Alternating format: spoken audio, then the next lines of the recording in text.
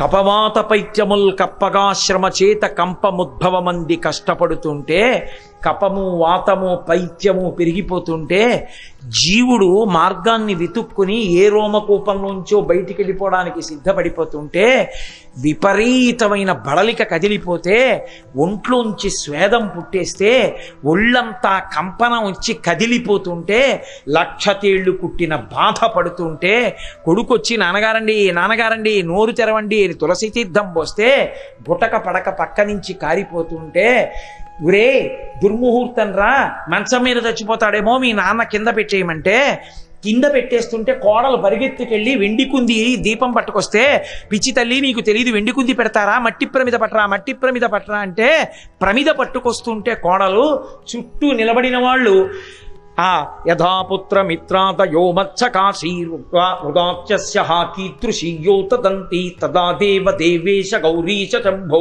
నమస్తే శివాయోత్యజస్రం బ్రవాణి. శంకర భగవత్పాదులు.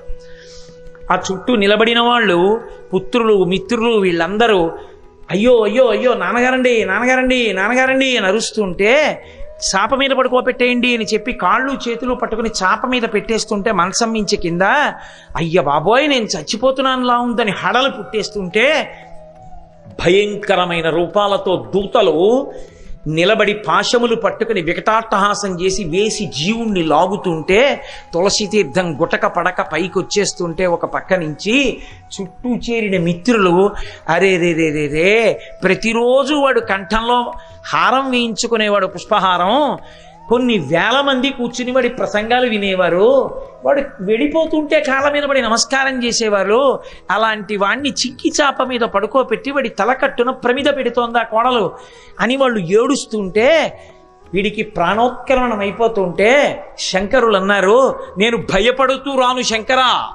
బతికున్నన్నాళ్ళు ఏ నీ పాదములు పట్టి ఆరాధన చేశానో ఆ పంజరములోకి చేరిపోతున్న పక్షిని సర్వేశ్వర మలినమైన చెమట పట్టిన బట్ట తీసి విసిరి పారేసినట్టు ఈ శరీరాన్ని వదిలి పారేసి నమస్తే శివాయో త్యజస్రం బ్రవాణి, శివ వచ్చేస్తున్నాను నీ సన్నిధానానికని దీన్ని విసిరి పారేసి నీలోకి రావాలి. అది ధైర్యం, అది పూనిక. కానీ అలా ఎంతమంది శరీరాన్ని విడిచిపెట్టగలరు? కాశికాపట్టణంలోట అంత బాధపడిపోయి కంపనం వచ్చి చెమటలు పట్టేస్తుంటే, 1,00,000 తేళ్లు కుట్టిన బాధ పుట్టేస్తే, ప్రాణం పోతుంటే, ముక్కు ఉన్నా బయట వాయువు ఉన్నా ఊపిరి లోపలికి తీయలేకపోతుంటే, గుండె పోట్లొచ్చి రౌళ్ళు పెట్టినంత నొప్పి వచ్చేస్తుంటే బాధపడకమని, అది పురుగు కానివ్వండి, క్రిమి కానివ్వండి, కీటకం కానివ్వండి, దోమ కానివ్వండి, లేకపోతే మనుష్యులు కానివ్వండి, ఎవరు కానివ్వండి, ఈ పంచక్రోశముల యందు ప్రాణం పోతుంటే తల్లి పార్వతీదేవి నడిచొస్తుంది. కాలి గజ్జలు గల్లు గల్లు అంటుండగా నా తల్లి వచ్చి పక్కన కూర్చుని వాడి తల ఎత్తి తన ఒళ్ళో పెట్టుకుంటుంది. పెట్టుకుని ఆ యమ అవిద్యానామంతస్తిమిరమిహిరోద్దీపనగరీ జడానాం చైతన్య స్తబక మకరంద శృతిఝరీ దరిద్రాణాం చింతామణి గుణనికా జన్మజలధౌ నిమగ్నానాం దంస్ట్రామురరిపవరాహస్య భవతి అని శంకరులు స్తోత్రం చేసిన తల్లి ఆదిక్షాంత సమస్త వర్ణనకరీ శంభుప్రియే శాంకరి అనిపించుకున్న అన్నపూర్ణ ఆ తల్లి కాలి గజ్జలు గల్లు గల్లు అంటుండగా మరాళి మందగమనాయై వచ్చి పక్కన కూర్చుని తన తొడ మీద తల పెట్టుకుని విసిరికర్రతో విసరడం. ఆవిడు కాశీలో మరణిస్తుంటే ఇది మా ఆయనకి గారాబు ఇల్లాలు, ఈ పట్టణంలో ప్రాణం విడిచిపెడుతున్నవాడు బాధపడకూడదని విసిరికర్రతో విసరకుండా తన పవిట కొంగు తీసి విసురుతుంది. పాలిండ్లు కదలంగ పసిడిపయ్యద వీచు అచలాధిపుని కూర్మి ఆడుబిడ్డ, హిమవంతుని యొక్క ముద్దుల కూతురు హైమవతి, నా తండ్రి పరమేశ్వరుని యొక్క ఇల్లాలు పార్వతీదేవి తన వక్షస్థలం కదిలిపోయేటట్టుగా శ్రమపడి ఆ పవిట కొంగుతో ఇలా ఇలా విసురుతుంది.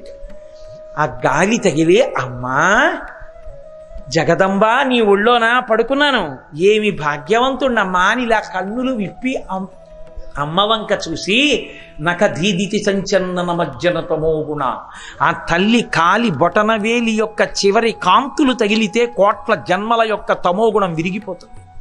అటువంటి తల్లి యొక్క ముఖమండలాన్ని చూస్తుంటే పాలిండ్లు కదలంగ పసిడిపయ్యద వీచు అచలాధిపుని కూర్మి ఆడుబిడ్డ, ధుత్కారమునరించు తొండంబు ముక్కున శిఖరారావంబు జిలుకు డుంఠి విఘ్నేశ్వరుడు గబగబా వచ్చి, ముద్దుల కొడుకు కదువు అమ్మకి, గబగబా వచ్చి అమ్మ పక్కన కూర్చుని, అమ్మ వీడికి ప్రాణోత్క్రమణ అవుతోందా, బాధపడుతున్నాడా ఈ జీవుడు, అమ్మ నువ్వు విసురుతున్నావా, ఉండు నువ్వు అమ్మ నువ్వు అంత శ్రమపడాలా అని తన తొండంతో గంగానదీ జలాల్ని పీల్చి తెచ్చి చల్లటి నీళ్లు ఒళ్ళంతా చల్లుతట. ఆ గంగని చల్లుతుంటే డుంటి గణపతి వచ్చి పక్కన కూర్చుంటే ఆయన వంక ఇలా చూసి, ఏనుగు ముఖాన్ని చూస్తే చాలు లక్ష్మీస్థానం, అందున గణపతి ప్రసన్నమూర్తి, ఆ డుంటి విఘ్నేశ్వరుని యొక్క ముఖమండలాన్ని చూసి పొంగిపోతుంటే, ప్రత్యక్షమై వచ్చి భాగీరథీ గంగ మృదుల హస్తము సాచి నేను నివురు. అసలే చల్లని తల్లి మా అమ్మ గంగ, ఎంత పరమపావనియో లోకపావని, తలుచుకుంటే పాపములు పోగొడుతుంది. భవాంగ పతితంతోయం పవిత్రమితి పస్పృశు అంటారు వాల్మీకి మహర్షి. అటువంటి గంగ తాను సాకారమై తెల్లటి బట్టతో నడిచి వచ్చి పక్కన కూర్చుని, మా అమ్మ ఆపాదమస్తకం చల్లనే కదూ గంగమ్మ, చల్లటి చేత్తో ఒళ్ళంతా నిమురుతుంది. అప్పుడు ప్రథమోత్తముండు భృంగి భయరక్షణార్థంబు ఫాలాగ్రమున తీర్చు భసితరేక.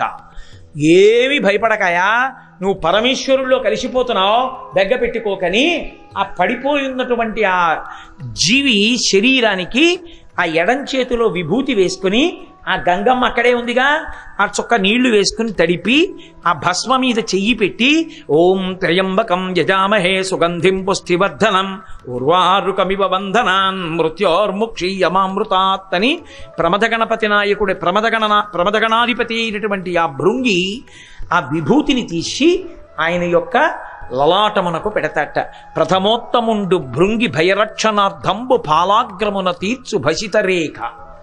అప్పుడు ఇక ఆఖరి ఊపిరి వదలడమో తీయడమో జరుగుతూ ఉంటుంది. తీసి వదలకపోయినా మృత్యువే, వదిలి తీయకపోయినా మృత్యువే. దానంత దగ్గరగా ఏదీ ఉండదు కాదు. భార్య కూడా అంత దగ్గరగా ఉండదు. ఒకడు తీశాడు వదలలేదు చచ్చిపోయాడు, ఒకడు వదిలేడు తీయలేదు చచ్చిపోయాడు. ఇంకంతకన్నా దగ్గరగా ఏమి ఉంటుంది లోకంలో.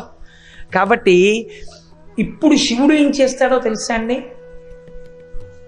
పీల్చి విడిచిపెట్టని వాణ్ణి, విడిచిపెట్టి పీల్చని వాణ్ణి అని రెండు రకాలు చేయకుండా పీల్చి విడిచిపెట్టేవాడిగా చేస్తారు. ఆఖరి శ్వాస విడిచేవాడిని చేస్తాడు.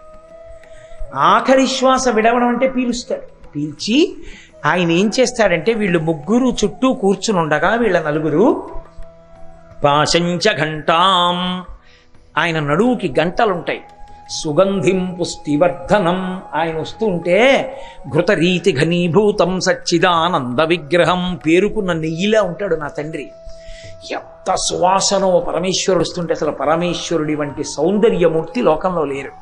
అందుకే కదూ శ్రీ మహావిష్ణువంతటి వాడు సేవించి సేవించి ఆయన శరీరంలో అర్ధభాగాన్ని పొందాడు భార్యగా. బాణత్వం వృషభత్వమర్ధవపుషా భార్యాత్వమార్యాపతే ఘోణిత్వం సఖిత మృదరంగ వహతా చేత్యాది రూపం దదౌ తత్పాదే నయనార్పణంచ కృతవాం తద్దేహవాగో పూజ్యాత్ పూజ్యతరస్య ఏ మహిమచేత్కోవా తదన్యూధిక అన్నారు శంకర భగవత్పాదులు.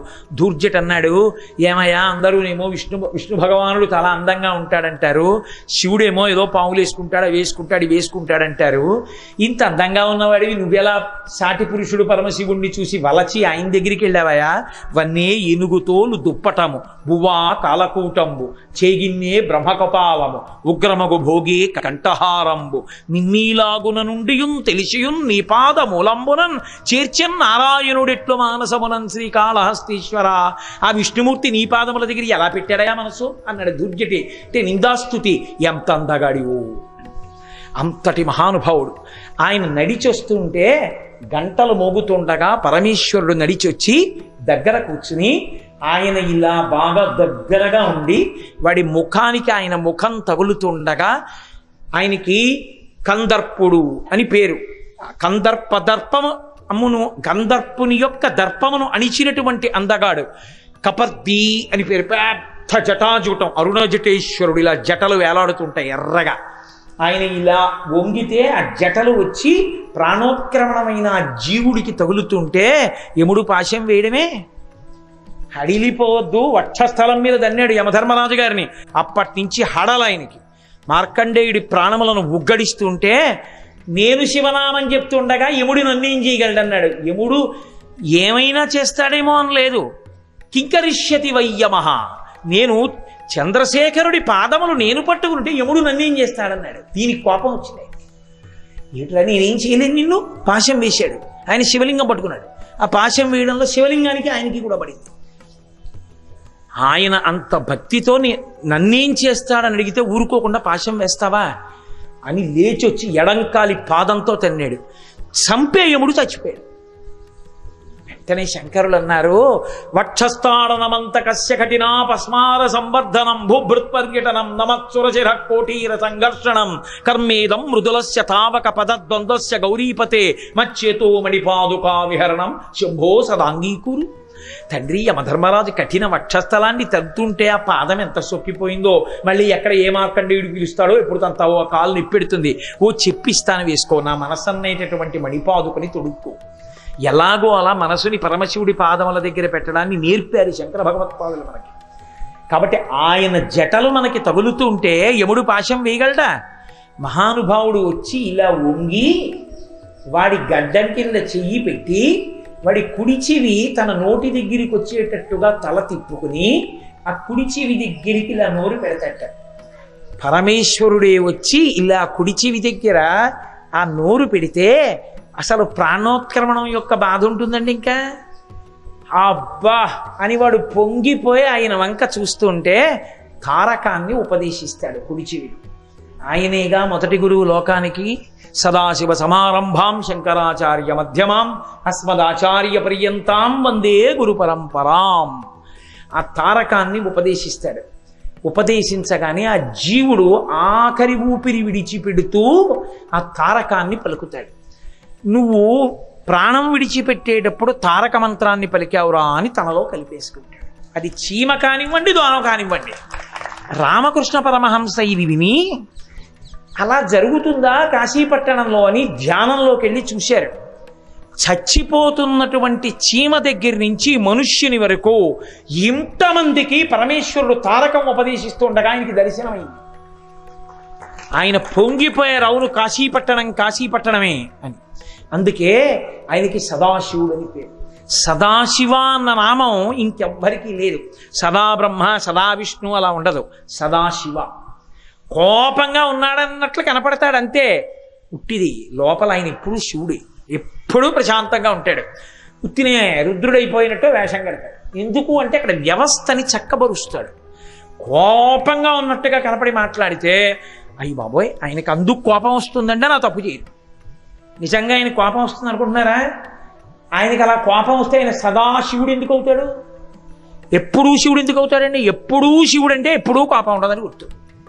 కానీ రుద్రహ లోకాన్ని రక్షించడానికి కోపాన్ని నటిస్తాడు. కాబట్టి మహానుభావుడు ఇక్కడ కైవల్యం ఇవ్వడం కోసమని కాశీపట్టణంలో ప్రాణోత్క్రమణం అవుతున్నటువంటి జీవుల యొక్క కుడిచివిలో తారక మంత్రోపదేశం చేస్తాడు. అందుకే కాశీపట్టణంలో ప్రాణం విడిచిపెట్టినటువంటి ప్రతి జీవుడు ఈశ్వరుని యందు కలిసిపోతాడు. కలియుగంలో కాశ్యాంతు మరణాన్ముక్తి, కాశీపట్టణంలో చచ్చిపోవడం అంత గొప్ప విషయంగా శాస్త్రం చెప్పింది. అందుకే పాలిండ్లు కథ నాకు నిజంగా మాటలు ఎంత పరవశం. ఆ శ్రీనాథుడు ఎంత అనుభవించాడో. పెద్ద నిద్రకు మాగన్ను పెట్టువేళ. ఎప్పుడు వస్తాడంటే శివుడు పెద్ద నిద్రకి మాగన్ను పెడుతుంటే చూడండి. బాగా అలిసిపోయాడు అనుకోండి, ఇంకా రేపటి కార్యక్రమం ఏదో ఆయన చెప్తున్నారు అనుకోండి, వింటూనే అంటాడా ఏమన్నారు అంటే మాగన్ను పెడుతున్నాడు అంటారు. అంటే నిద్రలోకి జారిపోతున్నాడు. కానీ రేపు పొద్దున లేస్తాడు. అది పెద్ద నిద్రకు మాగన్ను పెట్టువేళ మృత్యువు. అది పెద్ద నిద్రకి మాగన్ను పెడుతున్నాడు ఇక లేవడం. ఆ పెద్ద నిద్రకు మాగన్ను పెట్టువేళ పంచజనులకు తారక బ్రహ్మ విద్య అభవుడు ఉపదేశమునరించునప్పుడు కాశీ. ఈ కాశీపట్టణంలో తారకాన్ని ఉపదేశిస్తాడు. నాకు ఎంత ఇష్టం ఈ పద్యం. అందుకే పాలిండ్లు కదలంగ పసిడి పయ్యద వీచు అచలాధిపుని కూర్మి అడుబిడ్డ ధుత్కారమునరించు తొండంబు ముక్కున శిఖరారావంబు జిలుకు డుంఠి ప్రత్యక్షమై వచ్చి భాగీరథి గంగ మృదుల హస్తము సాచి మేనునివురు ప్రథమోత్తముండు భృంగి భయరక్షణార్థంబు పాలాగ్రమున తీర్చు భసితరేఖ దక్షిణ శృతి మీదుగా ధాత్రి త్రిల్లి పెద్ద నిద్రకు మాగన్ను పెట్టువేళ పంచజనులకు తారక బ్రహ్మ విద్య అభవుడు పదీసమునరించునప్పుడు కాశీ. ఇటువంటి కాశీ పట్టణంలో మనం ఉన్నాం. అందుకే చచ్చిపోతానేమోనన్న బెంగ కాశీలో అక్కర్లేదండి. ఇక ఆ బెంగ లేనప్పుడు ఏ బెంగ పెట్టుకోవాలి? అదృష్టవశాత్తు ఇక్కడ కానీ ప్రాణం విడిచిపెట్టాడా వాడు ఈశ్వరుడు ఎందుకు కలిసిపోతాడు. ఇక వాడికి మళ్ళీ జననము లేదు మరణము లేదు. జననం లేని వాడికి మరణం ఎక్కడిది? అంత గొప్ప పట్టణం కాశీ. అందుకే కాశీ గురించి చెప్తూ పరమేశ్వరుడే పార్వతీదేవితో ఒక మాట అన్నాడు. ఏమండి, కాశీ పట్టణం ఇంత గొప్పది అంటారు కదా, ఒక్కసారి మీ నోటితో వినాలనుంది. ఇది సులువుగా చెప్పండి, కాశీ గొప్ప అన్నాడు. ఆయన అన్నాడు, వినాలనుందా పార్వతి? చెప్తాను చూడండి. 4 మాటలు ఆవిడ్ని పిలిచాడు. ప్రేమ ఉందనుకోండి, అస్తమానం ఒరే నాన్న ఒరే నాన్న ఒరే నాన్న అని కొడుకుని అస్తమానం సంబోధించి మాట్లాడతాడే, అలా 4 మాటలు పార్వతీదేవిని పిలిచి మరీ చెప్పాడు. ఆయన పిలిచి చెప్తూ అన్నాడు, ఓ పార్వతి, కాశీ పాపములకు ఎదుర్చుక్క కాశీ, నెలత ఉపపాతములకు విషము కాశీ, భామ కళ్యాణములకు ఆటపట్టు కాశీ, ఇంతి మోక్షమునకు పుట్టినిల్లు కాశీ. 4 మాటలు పిలిచి ఎంత సూక్ష్మంగా చెప్పాడో చూడండి. పాపములకు ఎదుర్చుక్క కాశీ. పాపం కాశీ ఎదురుపడ్డాయనుకోండి, కాశీ ముందు పాపం కాలిపోతుంది. ఎప్పుడు ఎదురుపడుతుంది?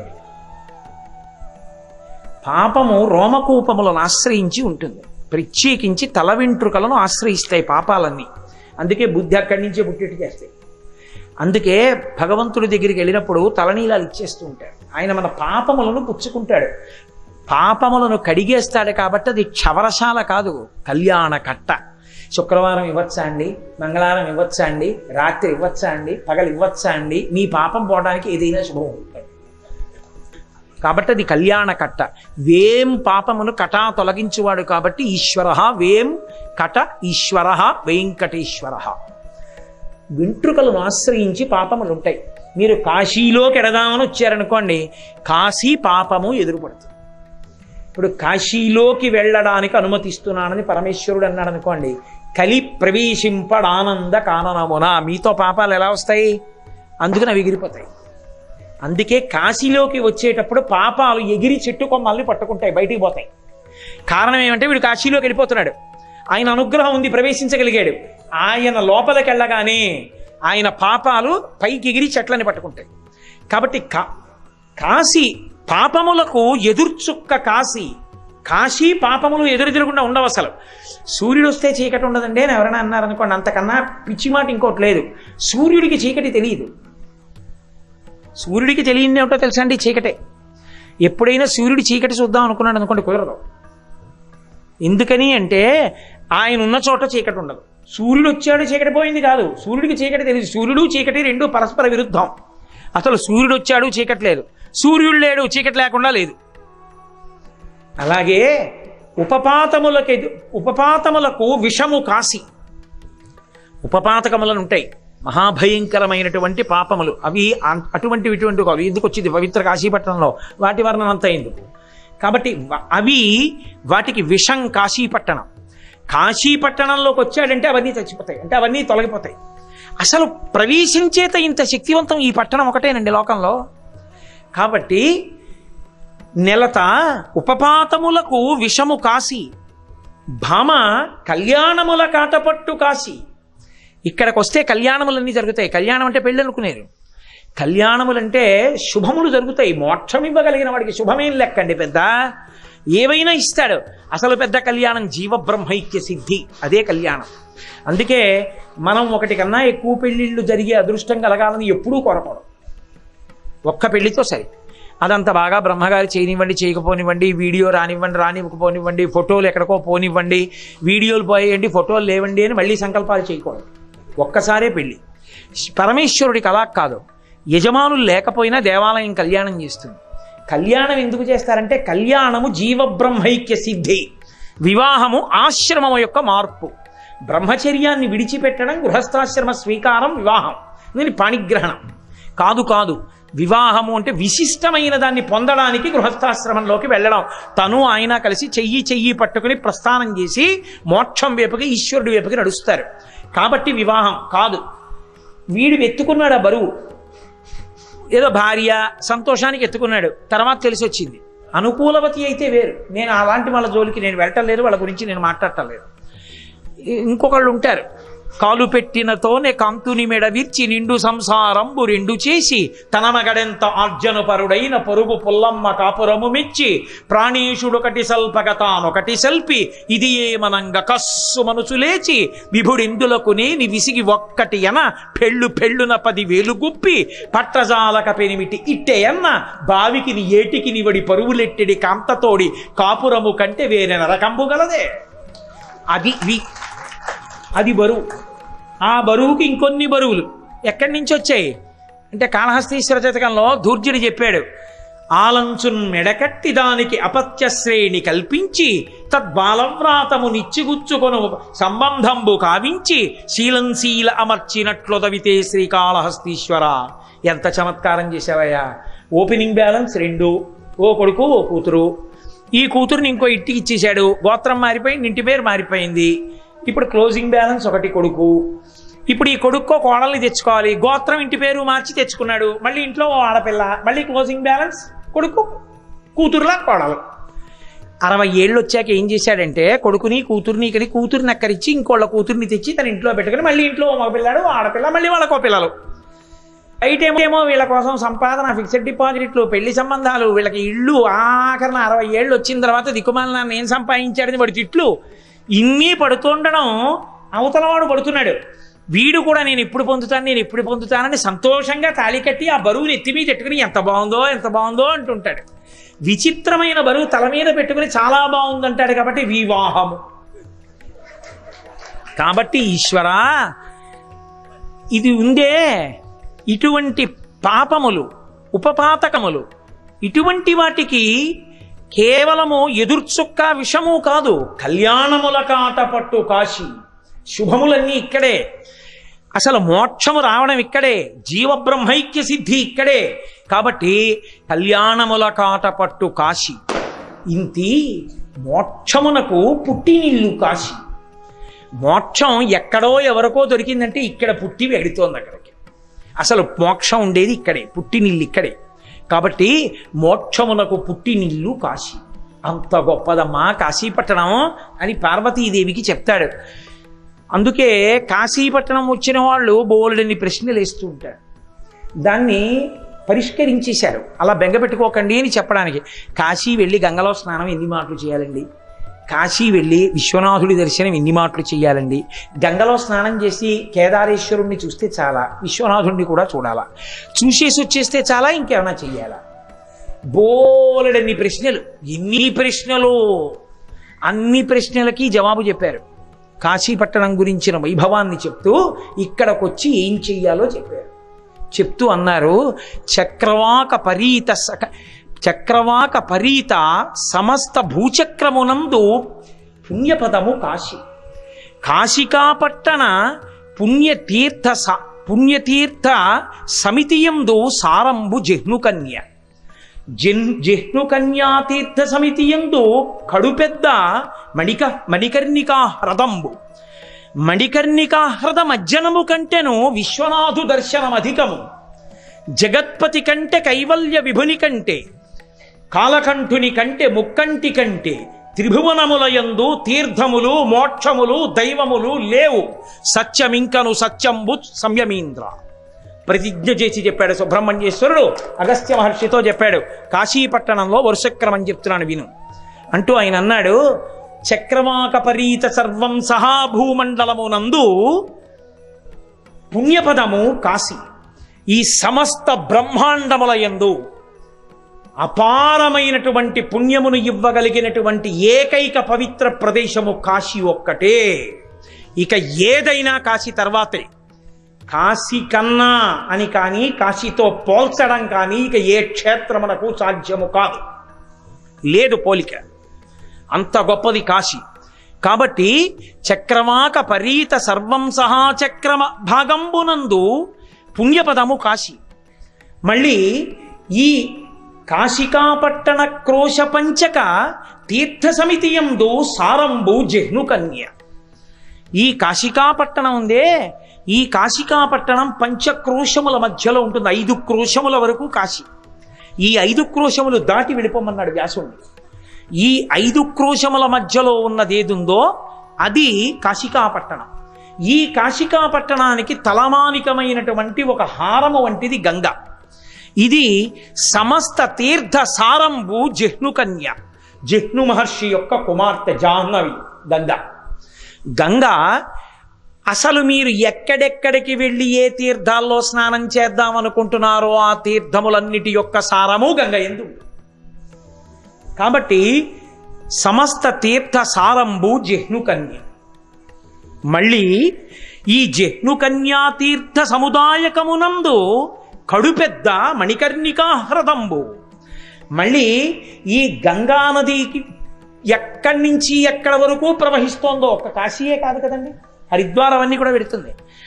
ఎక్కడో పుట్టి సముద్రం వరకు వెళ్ళేటటువంటి గంగా నది యొక్క తీరమునందు వెలిసినటువంటి అనేకమైన తీర్థములలో కడుపెద్ద, పెద్ద కాదు, చెప్పడానికి లెక్క పెట్టడానికి వీలు లేనంత పెద్ద తీర్థం మణికర్ణిక. ఆ మణికర్ణిక స్నానంతో పోల్చడం ఇక లోకంలో ఏ తీర్థానికి సాటి కాదు. మణికర్ణికా తీర్థ స్నానంతో పోల్చి మీరు ఏ స్నానాన్ని చెప్పలేరు. ఎక్కడ చేసిన స్నానం మణికర్ణికా తీర్థ స్నానము కన్నా గొప్పది కాదు కాదు కాదు. బ్రహ్మాండం మొత్తం మీద మణికర్ణికా తీర్థ స్నానమే గొప్పది. కాబట్టి జిహ్ను కన్యాతీర్థ సముదాయకమునందు కడుపెద్ద మణికర్ణికా హ్రదంబు. అటువంటి మణికర్ణికలో స్నానం చేస్తే ఇక చెప్పక్కర్లేదు. మణికర్ణికా తీర్థ మజ్జనము కంటెను వెళ్ళి చెంబుతో నీళ్ళు వేసుకోవడం కాదు, మణికర్ణికలో తల మునిగేటట్టుగా ఎవడు మునిగాడో అటువంటి మజ్జనము కంటెను విశ్వనాథు దర్శనమధికము. విశ్వనాథ శివలింగాన్ని ఇలా 2 కళ్ళతో కాదు అని చూసి వెళ్ళిపోతే చాలు. సగృదీక్షణమున సంభవించు. ఇలా ఆయన్ని చూశాయో కన్నులు కోట్ల కోట్ల కోట్ల కోట్ల జన్మల తరువాత జీవుడు శరీరానికి పరమేశ్వరుడిచ్చిన కన్నులతో విశ్వనాథలింగాన్ని చూడగలుగుతాడు. ఆయన శివలింగాన్ని చూసినా ముట్టుకున్నా చెంబుడు నీళ్లు పోసినా ఆ జీవుడు తరించిపోయాడని గుర్తు, ఈశ్వరుడికి దగ్గర పడిపోతున్నాడని గుర్తు. కాబట్టి విశ్వనాథు దర్శనం అధికము. ఇప్పుడు చెప్పండి నాకు, కాశీపట్టణం మొత్తం మీద ఏది గొప్ప? అన్నిటికన్నా పెద్దదేది? విశ్వనాథు దర్శనం. విశ్వనాథుణ్ణి దర్శించడం కన్నా గొప్ప కార్యం ఇంకొకటి లేదు. నేను చెప్పట్లేదు, ఋషులు నిర్ణయం చేశారు. కాబట్టి అంత గొప్పదయా విశ్వనాథుని యొక్క దర్శనం. అటువంటి విశ్వనాథుని దర్శనం అధికము. కాలకాలుని కంటే, ముక్కంటి కంటే, జగత్పతి కంటే, కైవల్య విభుని కంటే 3 లోకములందు తీర్థములు దైవములు లేవు లేవు. సత్యమింకను సత్యంబు సంయమీంద్ర.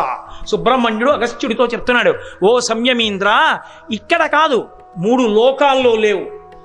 విశ్వనాథుడు కైవల్యపతి, కాలకాలుడు, ఆయన కాలమునకు కాలుడు, సమస్త లోకాల్ని కాలంతో సహా తనలోకి తీసేసుకుంటాడు.